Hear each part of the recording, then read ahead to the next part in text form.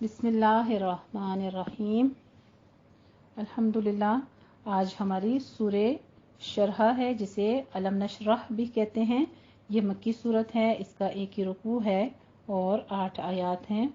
नहमदुहु व नुसल्ली अला रसूलिहिल करीम, अम्मा बाद, व नऊज़ु बिल्लाहि मिनश शैतानिर रजीम। बिस्मिल्लाहिर्रहमानिर्रहीम। अल्लाहुम्मा सल्लि व सल्लिम अला सय्यिदिना मुहम्मदिन नबिय्यिल उम्मी व आलिहि व अस्हाबिहि अजमईन। रब्बि इश्रह ली सदरी व यस्सिर ली अमरी वहलुल उक़दतम मिन लिसानी यफ़क़हू क़ौली। रब्बि ज़िदनी इल्मा। रब्बि यस्सिर व ला तुअस्सिर व तम्मिम बिल खैर। आमीन या रब्बल आमीन। बिस्मिल्लाहिर्रहमानिर्रहीम। सूरतुश शरह, इसको अलम नशरह भी कहते हैं। शरह का माना है खोलना, तस्कीन पाना। ये सूरत भी इसी ज़माने में नाजिल हुई जिसमें सूरतुल दुहा, इसका मौजू भी हुजूर नबी करीम सल्लल्लाहु अलैहि वसल्लम को दावत के इब्तिदाई मराहिल में जो मुश्किलात दरपेश थीं उन पर तसल्ली देना है। ये हालात बजाय खुद हज़रत नबी करीम सल्लल्लाहु अलैहि वसल्लम की ज़िंदगी में नया इनकलाब ला रहे थे जिनका आपको पहले से अंदाज़ा न था, क्योंकि जब आपने लोगों को तौहीद की दावत दी तो देखते ही देखते पूरा मुआशरा आपका दुश्मन बन गया। कदम कदम पर आपके लिए मुश्किलात के दरवाजे खुल गए, लेकिन तदरीजन आप सल्लल्लाहु अलैहि वसल्लम में इन मुश्किलात पर काबू पाने और उनका मुकाबला करने की सलाहियत पैदा हो गई। इन हालात में ये सूरत नाजिल हुई जिसमें आपके दर्जात में बुलंदी और मुस्तकबिल में कामयाबियों की बशारत है।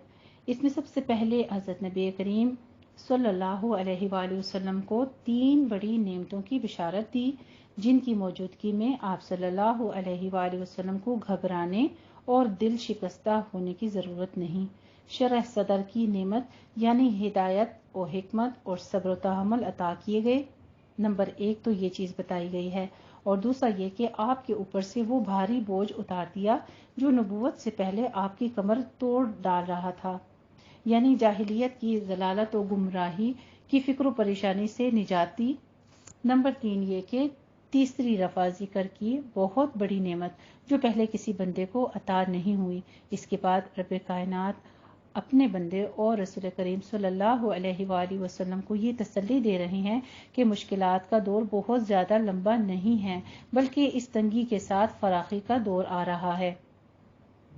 दावत और तबलीग की राह में जो मुश्किलात आपको दरपेश हैं उनकी सख्तियों का मुकाबला करने की ताकत आपके अंदर इस चीज़ से पैदा होगी कि जब आप इस दावत के काम से फारिग हों तो इबादत और रियाजत की मुशक्क़त में लग जाएं। हर चीज़ से बेनियाज होकर सिर्फ अपने रब से निस्बत करें। ऐसी ही हिदायत पहले भी सूरह मुज़म्मिल में भी आएंगी इंशाअल्लाह ताला, हम वो भी पढ़ेंगे।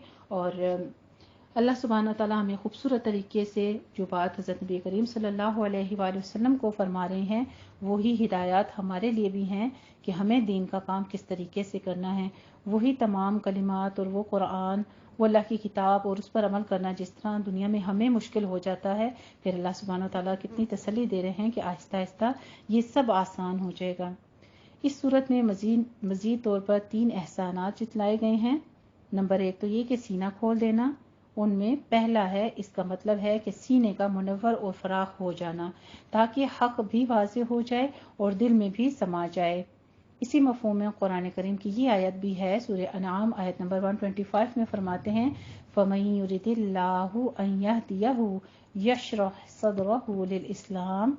जिसको अल्लाह हिदायत से नवाजने का इरादा कर लेता है उसका सीना इस्लाम के लिए खोल देता है, यानी वो इस्लाम को दीन हक के तौर पर पहचान भी लेता है और इसे कबूल भी कर लेता है। इस शरह सदर में वो शक सदर भी आ जाता है जो मोतबर रिवायात की रूह से 2 मरतबा नबी करीम सल्लल्लाहु अलैहि वसल्लम का किया गया था, यानी आप सल्लल्लाहु अलैहि वसल्लम का सीना मुबारक जब चीर कर और नूर भर दिया गया था। एक मरतबा बचपन में जबकि आपकी उम्र के 4था साल था, तब आप जिब्राइल अलैहिस्सलाम जब आप खेल रहे थे तो जिब्राइल अलैहिस्सलाम आपके पास आए और उन्होंने आपका दिल चीरा और इससे वो हिस्सा शैतानी निकाल दिया जो हर इंसान के अंदर है। फिर इसे आब ज़मज़म से धोकर बंद कर दिया। इसे सही मुस्लिम ने रिवायत किया है। دوسری مرتبہ معراج کے موقع پر، اس موقع پر آپ کا سینہ مبارک چاک کر کے دل نکالا گیا، اسے آب زمزم سے دھو کر اپنی جگہ رکھ دیا گیا اور اسے ایمان و حکمت سے بھر دیا گیا۔ اسے صحیح بخاری، صحیح مسلم نے روایت کیا ہے۔ ان کے علاوہ بعض روایات میں 2 مرتبہ اور شق صدر کا ذکر آیا ہے۔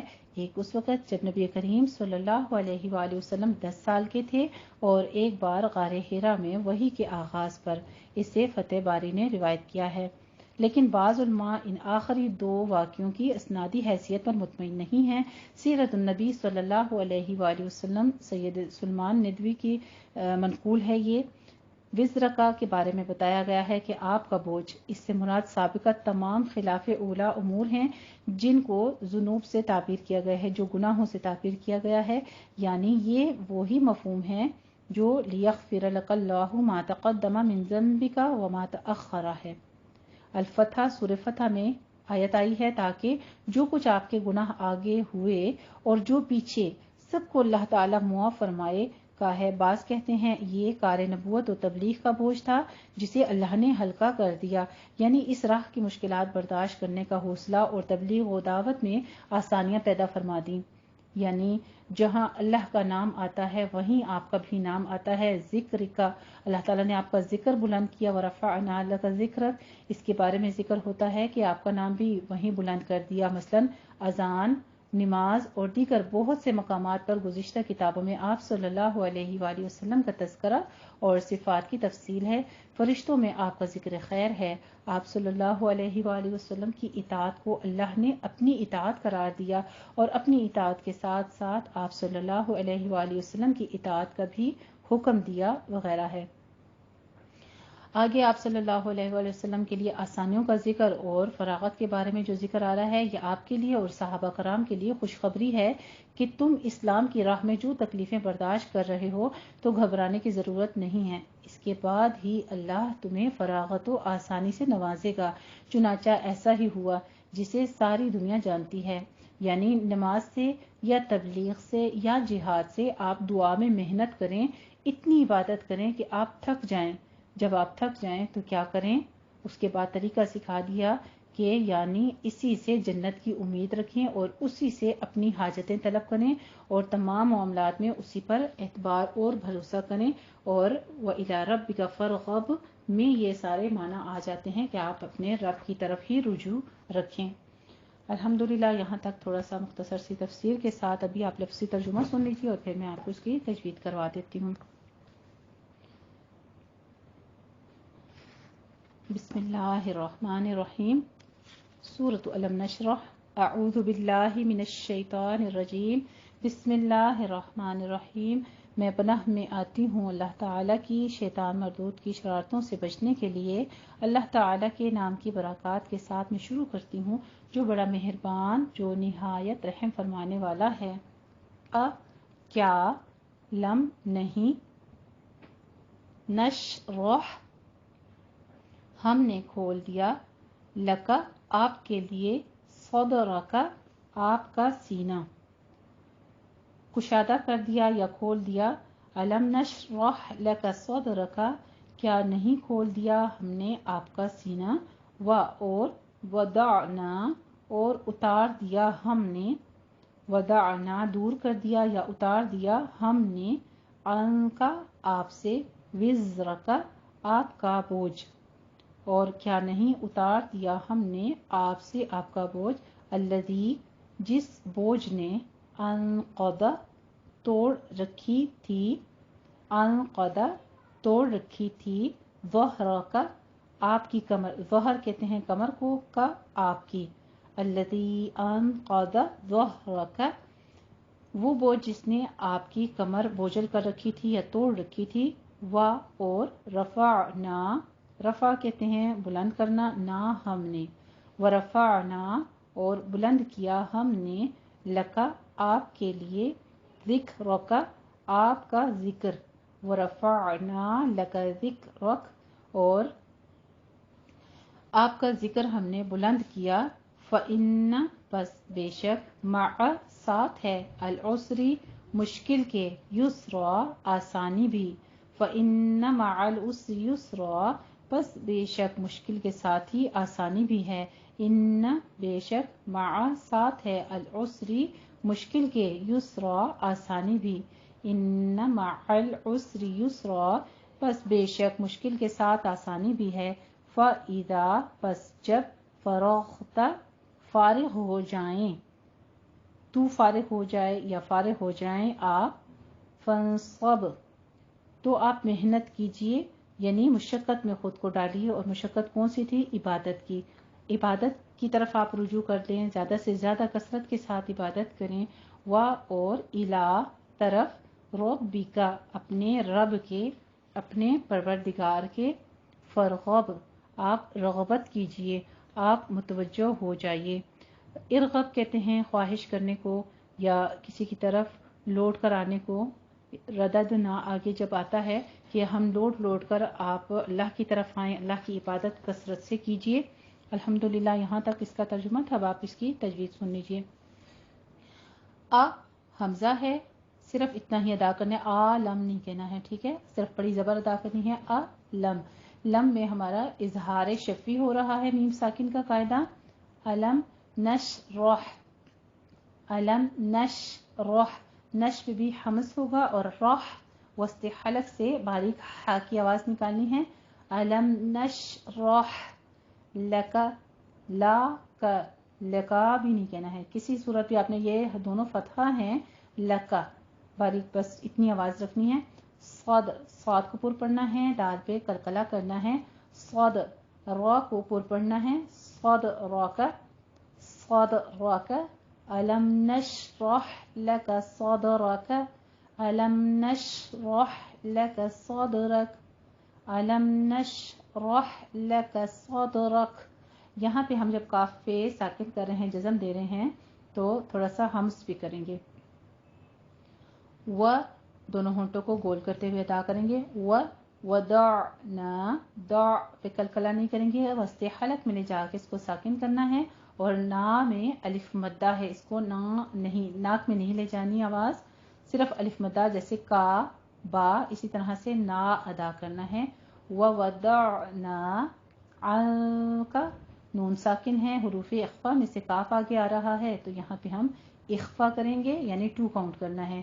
عنک عنک وزرک زا کے پہلے کسرہ ہے, تھوڑا سا سیٹی کی آواز کے ساتھ اس کو پڑھیں گے. وزرک ووضعنا عنک وزرک ووضعنا عنک وزرک الذی انقض. الذی میں ہماری یا ساکن کے بعد فاصلے سے آگے حمزہ آ رہا ہے تو یہاں پہ مد منفصل جائز ہے جس کو ہم نے 4 کاؤنٹ کرنا ہے. انقض 2 کاؤنٹ کرنا ہے. نون ساکن کا قاعدہ اخفا آ رہا ہے, قوف کو بھی پر پڑھنا ہے اور ضاد کو بھی پر پڑھنا ہے. الذی انقض ظہرک وا کو آپ نے سیٹی کی آواز بالکل نہیں لانی ہے, نرمی کے ساتھ پڑھنا ہے پر پر پڑھنا ہے. اس کو ہا عکس حلق سے موٹی آواز نکلے گی اور را کو بھی پر پڑھنا ہے. الذی انقض ظہرک الذی انقض ظہرک ورفعنا لک ذکرک. دونوں جگہ کاف کے پر حمز کریں گے, ساکن کر رہے ہیں. ورفعنا لک ذکرک فإن نون مشدد ہے, غنہ واجبہ کریں گے. مع العسری را کے نیچے کسرہ ہے, اس طرح مع بھی نہیں کہنا ہے, لام کو ساکن کریں, لام قمریہ کو.